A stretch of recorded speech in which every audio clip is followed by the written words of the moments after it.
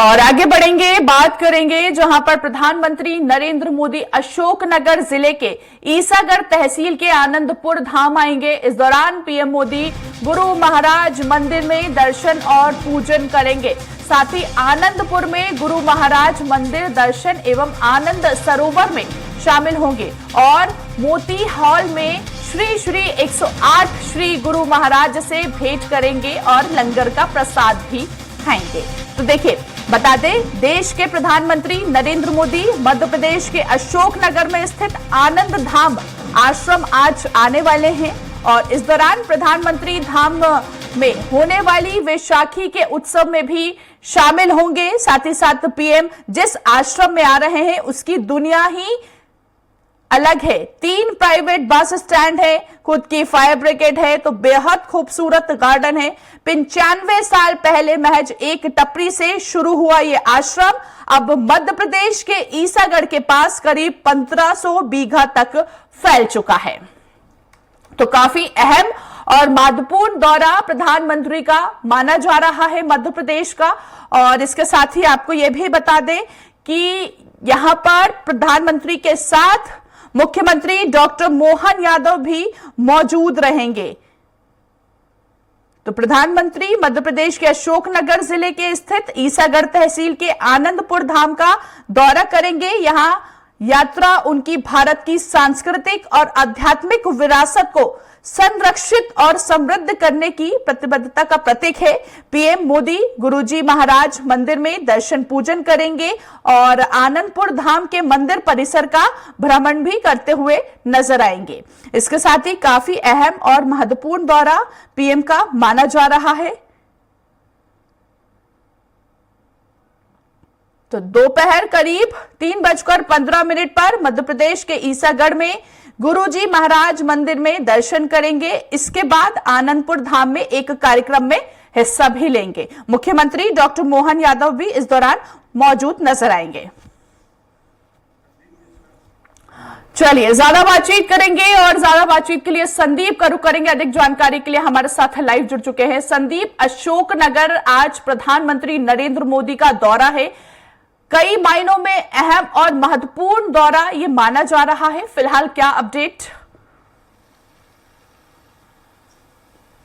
काजल, बड़ा दिन है पूरे मध्य प्रदेश के लिए, क्योंकि अशोकनगर के ईसागढ़ तहसील में आनंदपुर धाम आश्रम है और ये आश्रम बहुत पुराना आश्रम है, जिस प्रकार से आप अभी बता भी रही थी।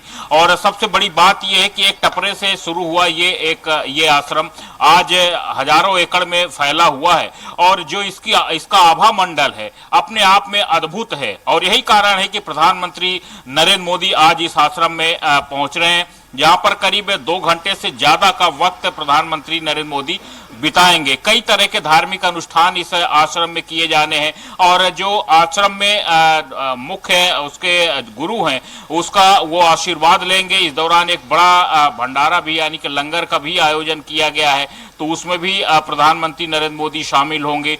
तो कई तरह के कार्यक्रम आयोजित किए जा रहे हैं। मुख्यमंत्री डॉक्टर मोहन यादव खुद प्रधानमंत्री की अगवानी के लिए मौजूद रहेंगे। पूरे कार्यक्रम के दौरान मुख्यमंत्री डॉक्टर मोहन यादव खुद रहेंगे और ये माना जा रहा है कि प्रधानमंत्री नरेंद्र मोदी जब इस आश्रम में पहुंच रहे हैं तो यहाँ पर आध्यात्मिक गतिविधियों के साथ कई तरह की और बातें हो सकती हैं।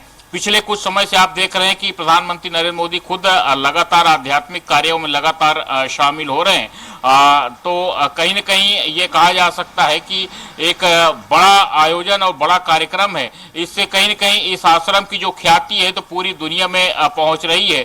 आमतौर पे आश्रमों की जो प्रचार प्रसार है तो आप देखते हैं कि बहुत कम किया जाता है, लेकिन जब प्रधानमंत्री किसी जगह पर पहुंचते हैं तो उसकी कहीं न कहीं अपने आप ही ख्याति लोगों तक पहुंचती है, दुनिया तक पहुंचती है।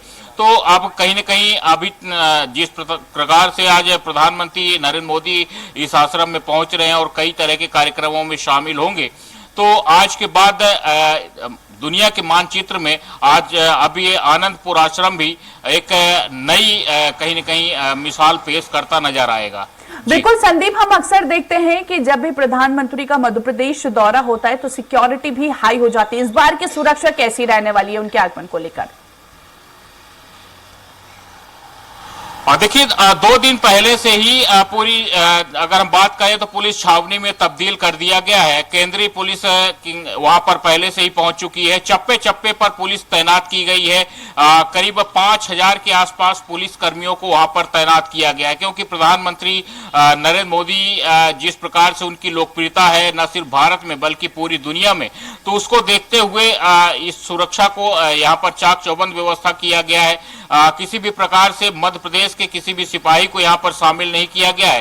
केंद्रीय रिजर्व बल के ही पुलिसकर्मी यहाँ पर तैनात किए गए हैं ताकि किसी भी प्रकार की कोई चूक न हो।